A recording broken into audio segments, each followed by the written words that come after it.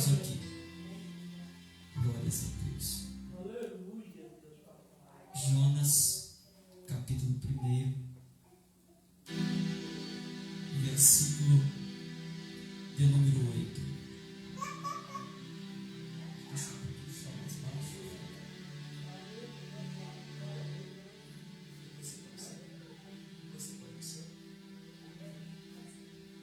Jonas capítulo 1, versículo 8. Amém, igreja? Amém. Diz assim a palavra de Deus. Então lhe disseram: declara-nos agora por causa de quem nos sobreveio este mal.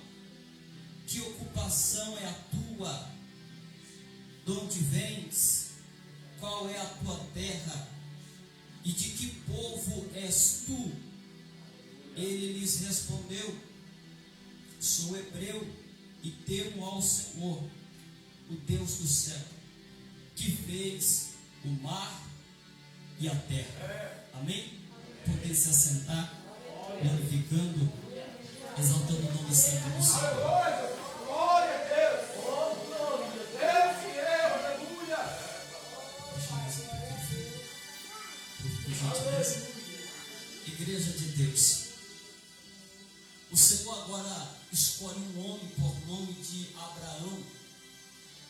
E a Bíblia diz que quando o Senhor chama este homem, o Senhor escolhe a sua descendência. Eita Deus! O Senhor escolhe a sua geração. Glória! A descendência de Abraão passou a ser o povo escolhido pelo Senhor. E essa descendência que vai surgir a partir do filho da promessa, que é Isaac, passou a ser chamada de o povo hebreu. Então, a descendência de Abraão, que era o povo escolhido, era conhecido como o povo hebreu, o povo abençoado, o povo escolhido por Deus. Ao passar-se dos anos, a Bíblia nos diz que Isaac teve 2 filhos, um por nome de Esaú e outro por nome de Jacó. E a Bíblia diz que Deus amou a Jacó, mas aborreceu a Esaú. Ele se entristeceu com Esaú. E da vida de Jacó, a Bíblia diz que o Senhor lhe muda o nome. E no momento em que o Senhor muda o nome de Jacó para Israel, a descendência de Abraão, o povo escolhido, que era chamado como povo hebreu, por causa da forma que Abraão era chamado, porque Abraão era chamado de hebreu. Logo, a geração dele escolhida por Deus era chamada de povo hebreu. E quando Deus agora muda o nome de Jacó para Israel, o povo recebe um novo nome. O povo hebreu passa a ser chamado como povo de Israel. Aleluia! O mesmo povo escolhido, o mesmo povo da aliança, a qual o Senhor fez com Abraão, agora é chamado de povo de Israel. Esse povo, o povo de Israel, foi formado por 12 tribos. E a Bíblia vai dizer que chega em um certo momento em que o pecado de Salomão entristeceu o coração de Deus. E Deus olha para Salomão e diz: Salomão, eu vou rasgar o seu reinado. Eu vou dividir o reino. Porque o povo de Israel era um reino unido, feito pelas 12 tribos de Israel. Mas por causa do pecado de Salomão, agora o Senhor divide, aleluia, o reino no reinado do filho de Salomão, Roboão. E a Bíblia vai dizer que agora a nação de Israel sofreu uma ruptura, uma divisão. Logo, 2 tribos, a tribo de Judá e a tribo de Benjamim, passou a ser conhecida como o povo de Judá, capital de Jerusalém. E as 10 tribos agora formaram-se o povo de Israel, continuaram com o mesmo nome, cuja capital era Samaria. Logo, o povo de Israel agora era o reino norte, e o povo de Judá e Jerusalém, que era a tribo de Judá e Benjamim, conhecido como o reino sul. Então, o mesmo povo, Israel, agora está em 2 reinados: Reino Sul e Reino Norte. Se você está entendendo a glória a Deus, diga glória a Deus. E Deus precisa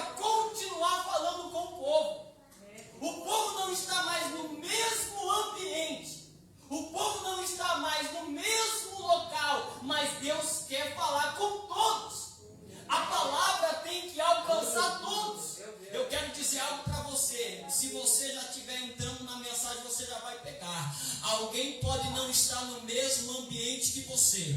Alguém pode não estar no mesmo espaço que você. Mas o Senhor está dizendo para mim e para você: a minha palavra vai alcançar. A minha palavra vai chegar até o coração dele, até o coração dela. Se você crê nessa palavra, levante a mão e dê glória para Jesus. Porque se o povo é escolhido, a palavra tem que chegar para todos. Aleluia! Glória!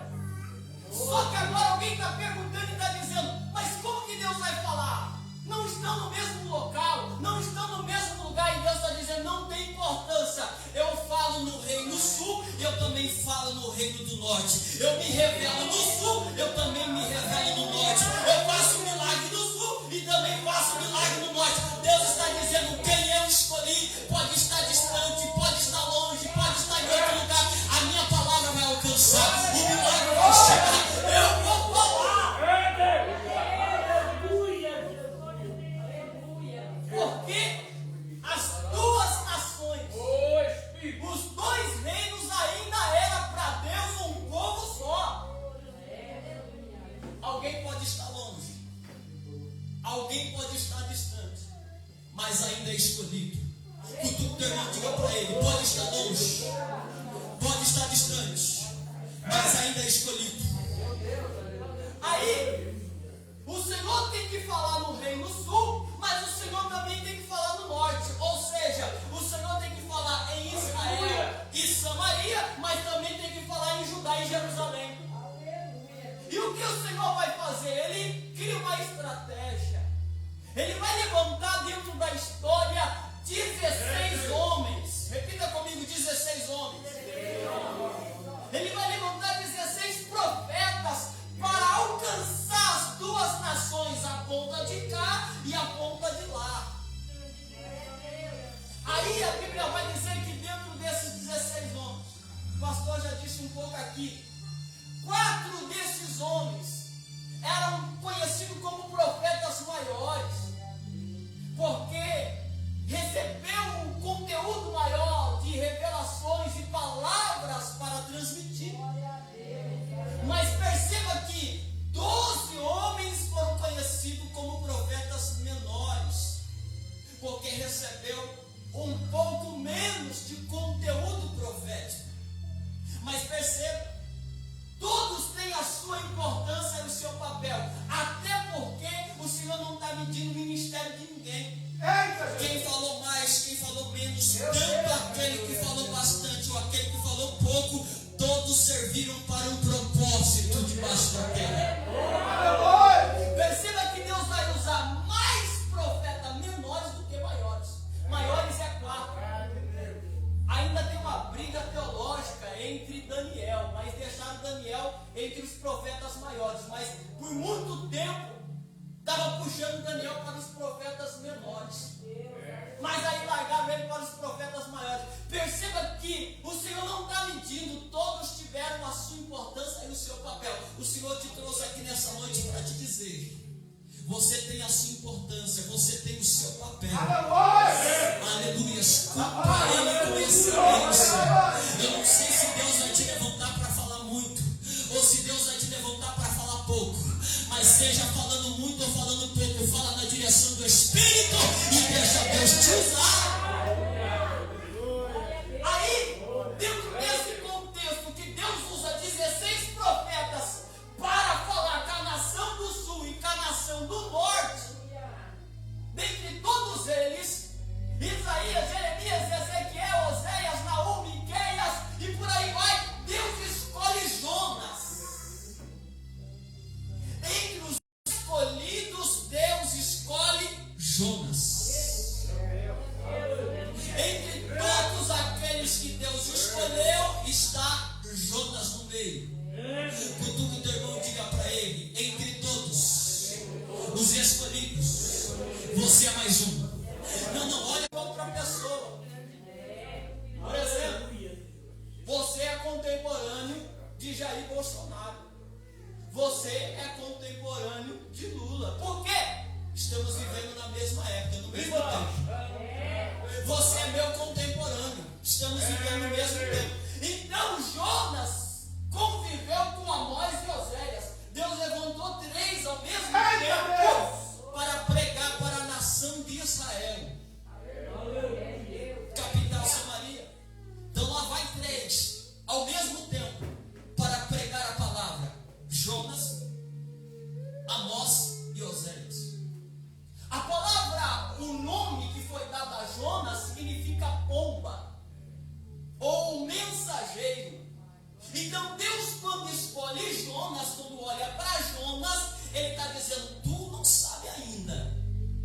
tu vai ser meu mensageiro. Eu vejo Jonas criança crescendo e Deus do céu dizendo, tu nem imagina, mas tu vai ser mensageiro.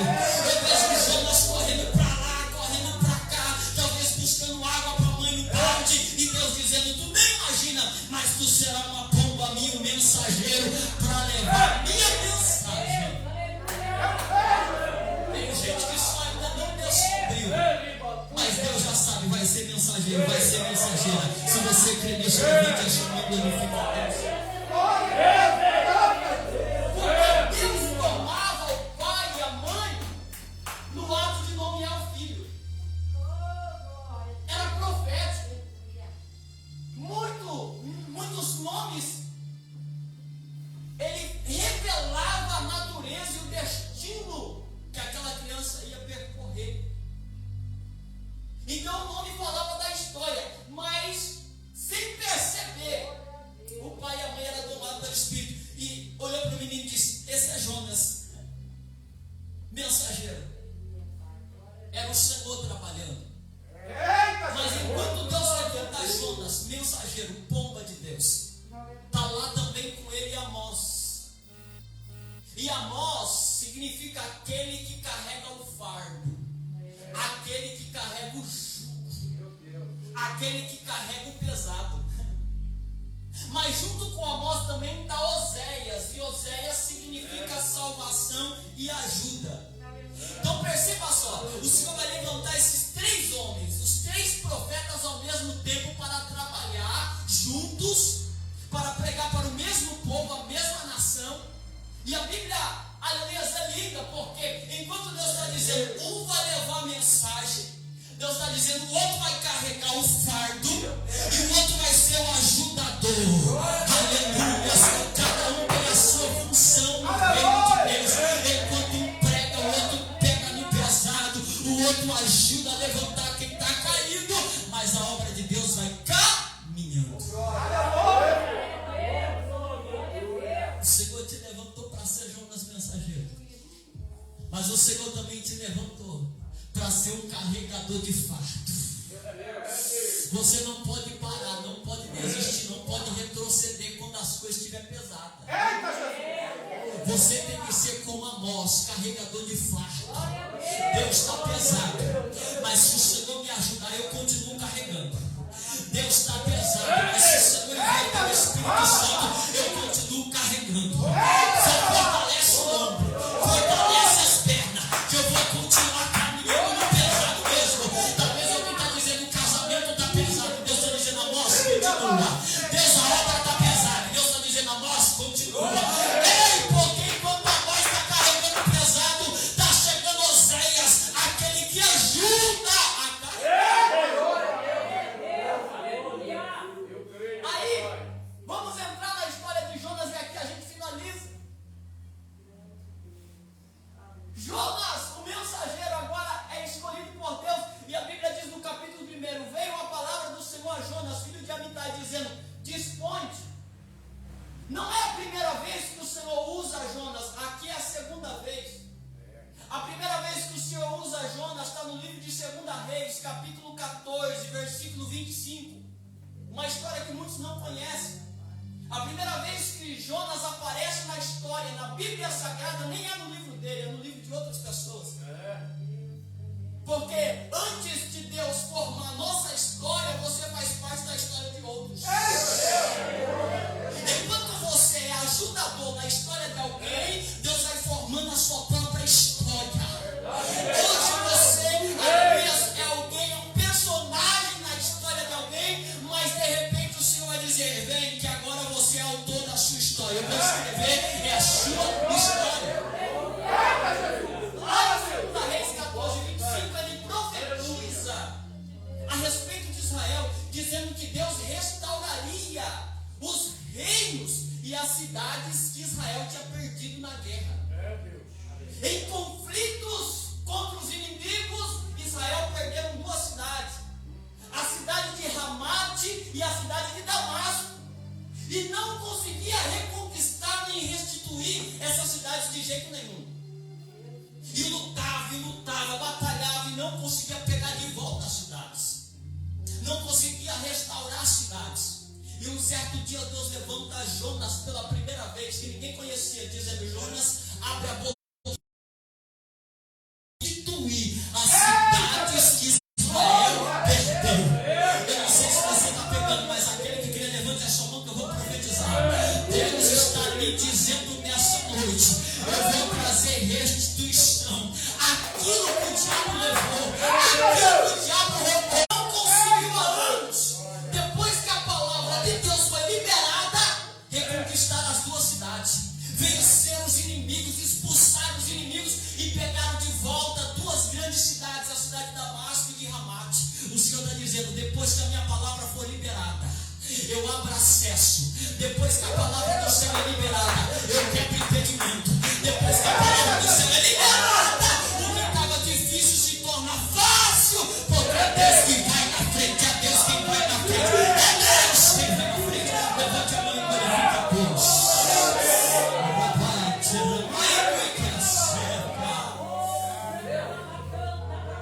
Aí, no capítulo 1 de Jonas, é a segunda vez que Deus fala com Jonas. E Deus vai dizer: Jonas, dispõe-te, levanta-te e vai até a grande cidade de Nínive, clama contra ela, porque a sua malícia chegou até mim. Ora, a cidade de Nínive era uma cidade maldosa, era uma cidade cruel. Quando o Senhor disse que a cidade, aleluia, a sua malícia subiu até as narinas, até ele, porque era uma cidade sem temor a Deus, uma cidade vil.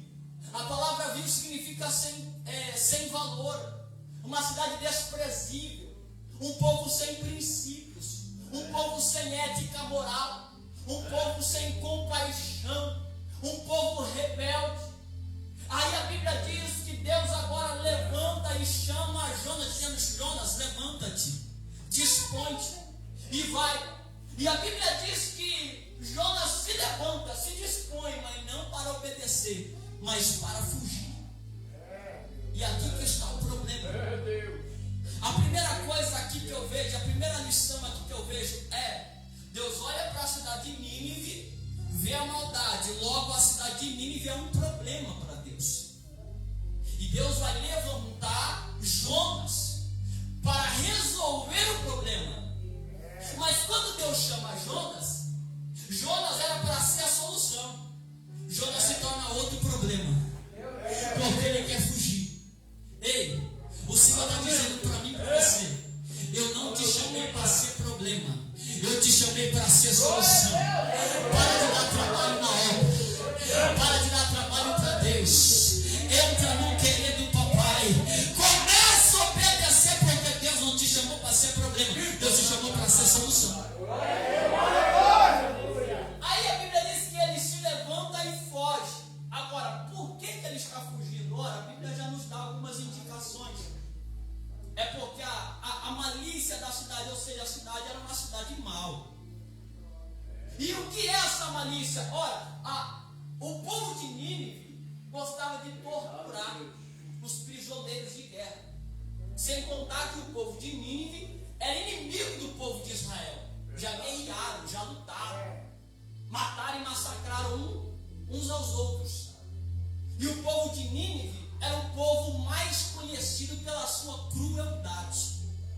Então, eles pegavam os seus prisioneiros, estupravam as mulheres, escravizavam as crianças, porque quando a criança já cresce escrava, é mais fácil de dominar. E matavam os homens, porque os homens já formados têm força para se rebeliar, para montar um motim. Então matavam-se os homens, estupravam-se as mulheres e escravizavam as crianças. Parou por aí? Não. Os ninivitas, eles gostavam de inventar torturas e maldades. Por exemplo, eles queimavam pessoas. Eles gostavam de decapitar as pessoas. Eles gostavam de esfoliar as pessoas. O que é esfoliamento? Você chegava na entrada da cidade de Nínive, você via pessoas penduradas, crucificadas, sem a pele, esfoliamento. Eles tiravam a pele inteira da pessoa enquanto a pessoa estava viva. ia tirando toda a pele da pessoa, deixava todo o corpo sem a pele, esfolhamento. Eles gostavam disso. E o que mais que eles faziam? Eles gostavam de um termo chamado empalamento. Uma crueldade sem tamanho, o empalamento. Pegava-se o homem já formado, assim como eles matavam os homens, e ia fazer o empalamento. O que é o empalamento? Pegava o homem desde a sua cavidade anal, enfiava, aleluia, um tronco ou um pau, uma vara, até atravessar do outro lado da pessoa. Fazia dela como se fosse um espetinho mesmo. Então atravessava o homem enquanto ele estava vivo. Então, por causa dessas e mais crueldades que Nínive fazia, Jonas se levanta para fugir. A questão é: Jonas está fugindo por medo? Ou Jonas está fugindo porque Jonas reconhece o poder da palavra? Não importa a decisão que ele tem no coração, Deus disse para ele ir, mas ele não quer ir. Se ele está fugindo por medo, é porque ele tem medo de sofrer alguma dessas torturas e execuções.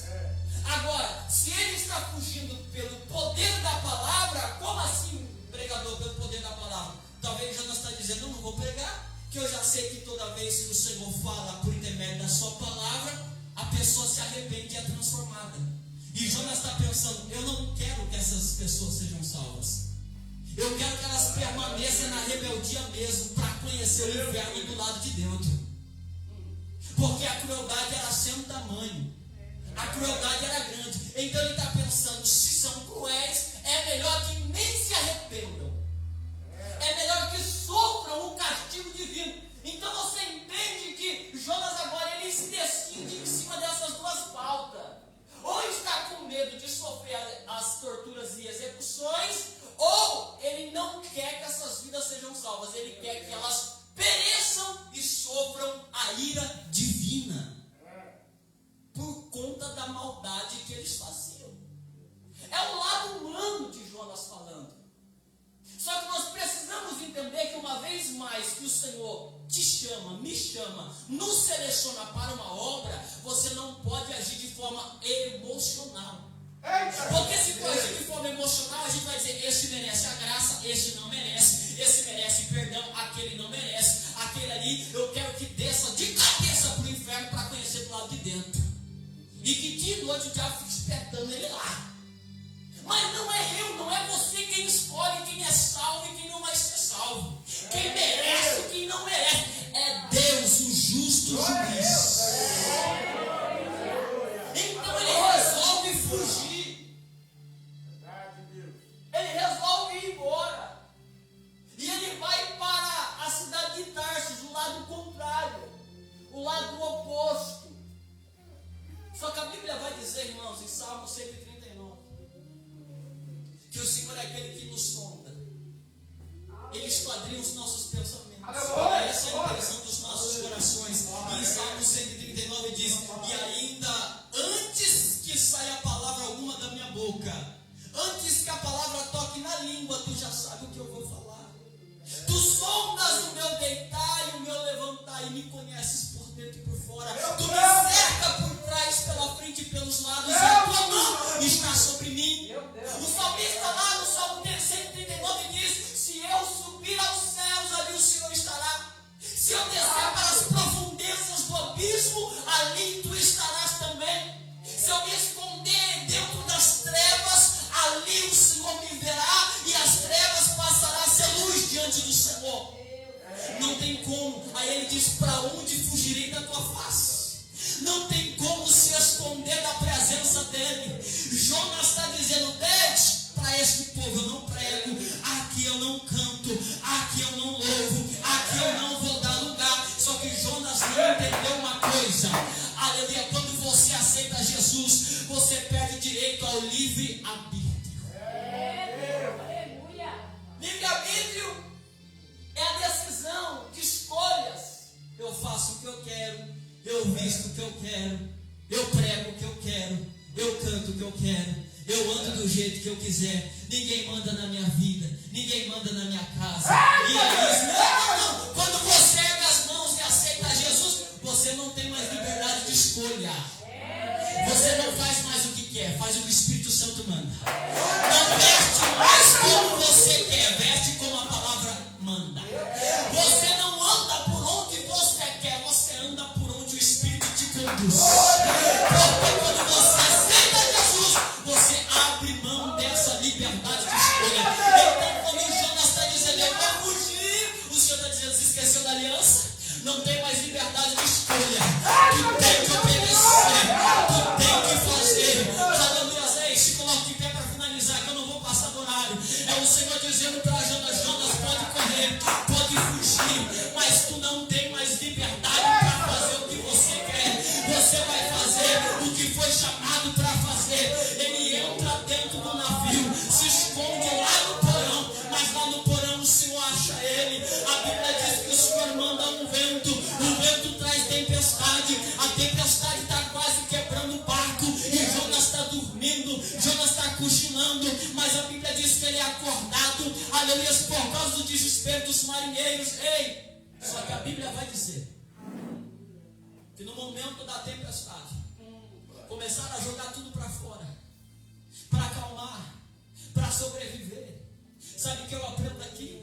Uma lição para mim, para você.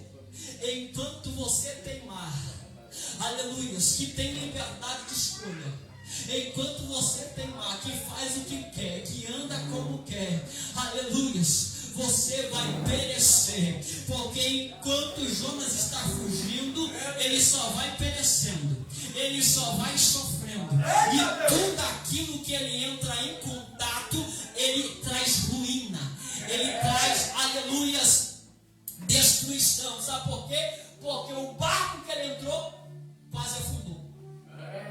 Quando você é rebelde, quando você não teme a Deus, se você entrar no relacionamento, você vai acabar com o relacionamento.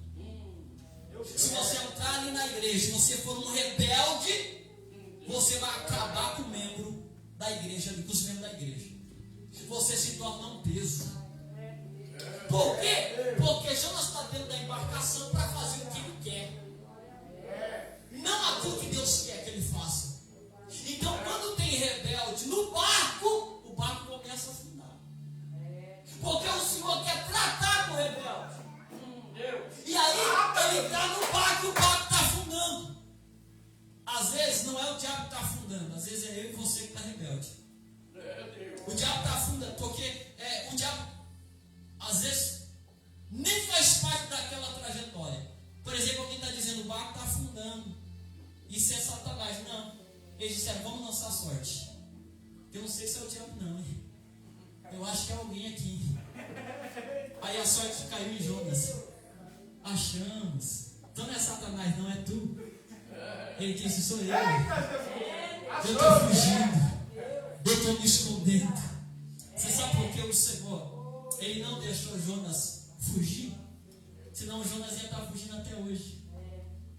Porque que lugar que ele vai que Deus não está?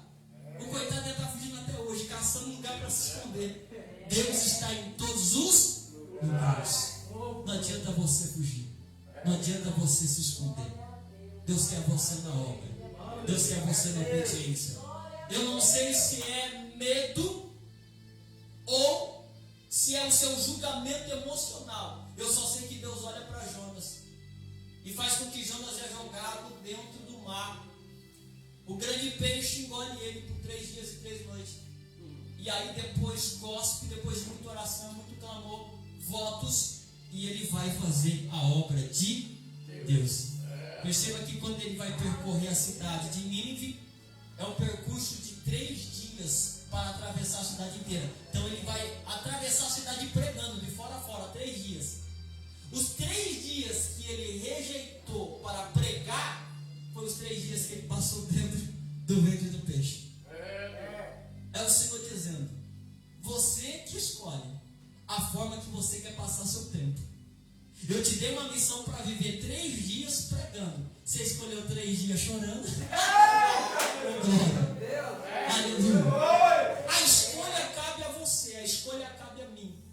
Como você quer viver os seus dias? Chorando? Fugindo?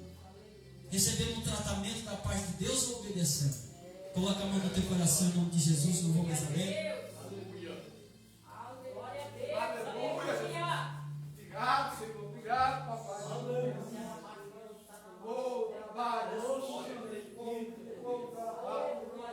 Não fuja do chamado.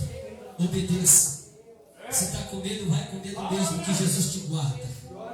Agora, se é o julgamento humano, é o sentimentalismo que está atrapalhando, deixa de lado. Anda no Espírito. Anda no Espírito. Oh, aleluia. A pregação de Jonas salvou toda a cidade. O Senhor conta com você nesta obra. Jonas não queria ir, mas depois que ele foi, pastor, 600.000 habitantes se converteram naquele dia. 600.000 pessoas se dobraram de joelhos. Crianças, homens, velhos, adultos, grandes e pequenos, se vestiram de pano de saco, jogaram cinza sobre as suas cabeças e disseram: Deus, eu quero essa mudança. Deus, eu quero essa transformação. Deus, eu quero essa vida nova. Deus conta com você. Tem pessoas precisando da palavra que Deus vai colocar na tua boca, da palavra que Deus vai colocar no teu coração. Não recua, não retroceda, não se esconda. Vai e faça a obra.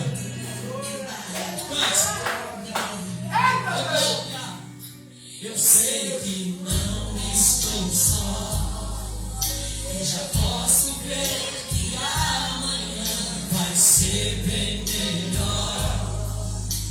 Só porque estás comigo eu posso clamar.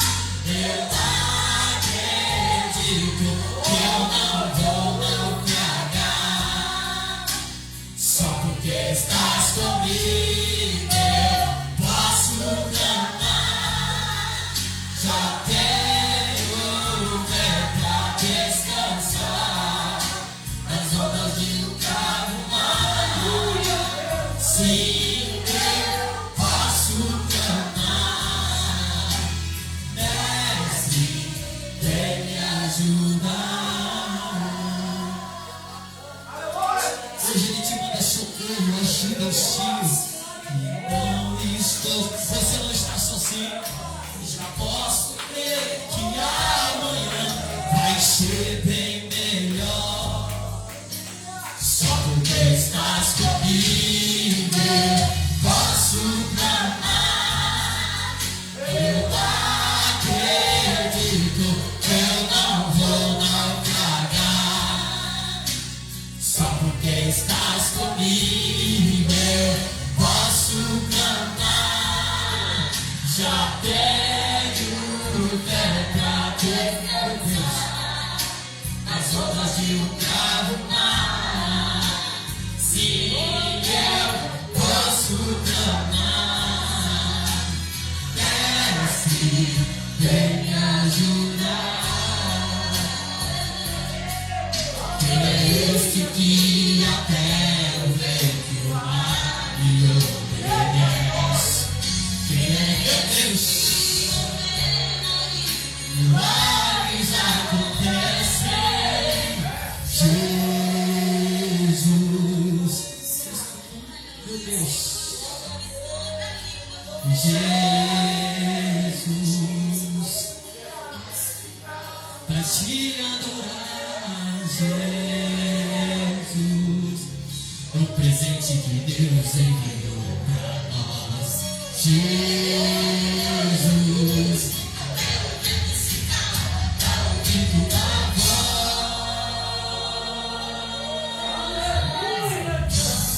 posso amar. Eu não vou naufragar. Só porque estás comigo. Receba a coragem do Espírito Santo.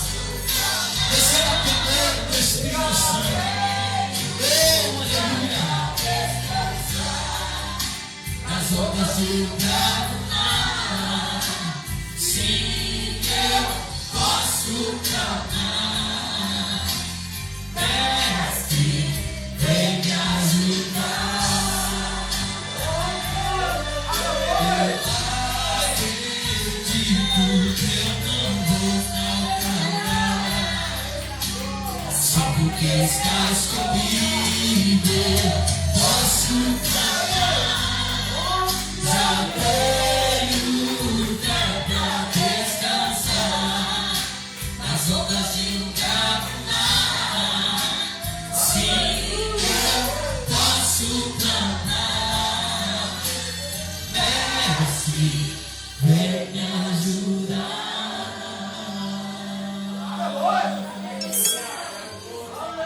Bate palma para Jesus.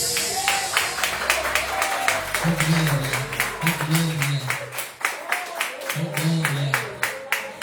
Eu termino essa mensagem dizendo que a misericórdia de Deus é grande e infinita, alcança todos os povos e todas as nações. O livro de João nos ensina o poder da palavra de Deus, que por causa de uma palavra pronunciada da parte de Deus, em 3 dias, 600.000 pessoas se converteram a Deus. Mas eu quero que você entenda que cada um tem o seu tempo para se converter ao Senhor. O povo de Israel teve que ser tratado por 70 anos no cativeiro para se voltar a Deus. Mas o povo de Nínive, em 3 dias, mostrou para Deus sinceridade, mudança de caráter, mudança de atitude. Então cada um tem o seu tempo, irmãos. Mas creia que quando a palavra é liberada, ela não volta vazia. O Senhor tem o poder de transformar, salvar e libertar a vida do homem e a vida da mulher. Que Deus abençoe a sua vida. Eu agradeço a oportunidade.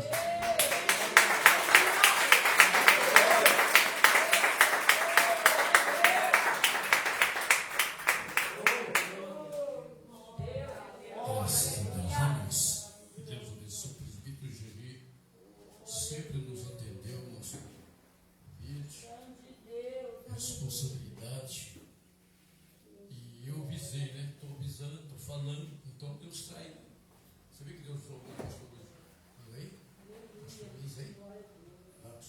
Luiz? Marcos? Você viu? Deus ele é fiel. Deus usou o presbítero aí. Aí eu creio. Corre na raia.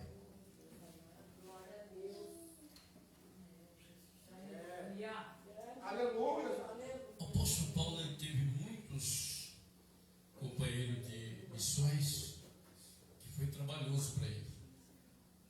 Foi necessário entregar 2 cabras na mão do diabo. O Emineu e o Alexandre lá com ele.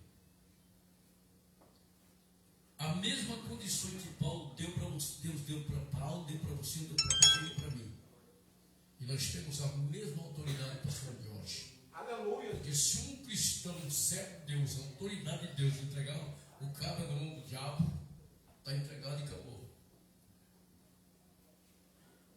Porque uma vez Deus mandou fazer isso. O cara não quer me curar, isso ainda é podre. Você quer. Eu falo para que ele é o filho do diabo. Deus mostrou um redemoinho assim, ele era empresário. Eu vi a empresa dele afundando mesmo. Questão de dia, Deus colocou tudo. Por quê? Se recusar. Porque a verdade dói, né, irmão? Você viu que Deus usou no presbítero Geri? Agora aprenda uma coisa. É um pouquinho que vai impedir muitos crentes de entrar no reino do céu. Jesus. Agora, questões de homens, como a Bíblia fala em Gálatas, que nós devemos sujeitar ao vosso Senhor segundo a carne, isso é uma questão de profissão. Se uma empresa ela exige tal coisa, tem que obedecer, senão você perde emprego. Mas tem um meio de sair de lá de dentro e vir como servo. Como servo. Amém? Amém? Porque Daniel não contaminou. Deus. Ele não comeu o manjar que era oferecido ao Deus Baal. Viu? Os deuses dos cadeus. Principalmente um Deus que era